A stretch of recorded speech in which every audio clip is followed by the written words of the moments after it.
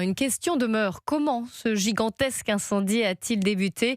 Hier, Laurent Nunez, le ministre de l'Intérieur, a évoqué certains éléments faisant penser à une origine volontaire. Bonjour Antoine Bienvaux. Bonjour Clélie, bonjour à tous. Les gendarmes mènent en ce moment des investigations et ont interpellé 2 individus hier. Oui, et notamment un homme de 18 ans interpellé hier après-midi lors de son arrestation.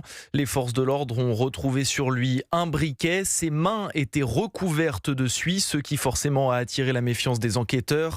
Inconnu des services de police, il a été confié à la gendarmerie pour être entendu. Selon le ministère de l'Intérieur, un deuxième suspect, cette fois âgé de 20 ans, a aussi été interpellé hier soir et placé en garde à vue. Connu des services de police, il avait été aperçu par certains témoins près de l'un des départs de feu hier et présentait un comportement suspect. Les enquêteurs tentent donc en ce moment d'établir son éventuel rôle dans le déclenchement de cet incendie qui ravage la forêt de Fontainebleau. Par ailleurs, hier soir, 2 mineurs âgés de 14 et 15 ans ont été interpellés à La Selle-sur-Seine, à 2 pas de Fontainebleau. Ils ont été désignés comme étant auteurs d'un autre incendie touchant cette fois 150 mètres carrés de végétaux. Ils ont eux aussi été placés en garde à vue. Au total, depuis le début des incendies, 59 personnes ont été interpellées dans toute la France pour des soupçons de mise à feu volontaire ou accidentelle.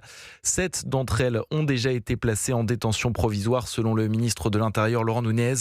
Hier, par exemple, un jeune majeur et un mineur ont été interpellés dans le Pas-de-Calais, soupçonnés d'avoir incendié la semaine dernière un champ déjà moissonné sur 16 hectares. Merci beaucoup pour toutes ces précisions, Antoine Bienvaux.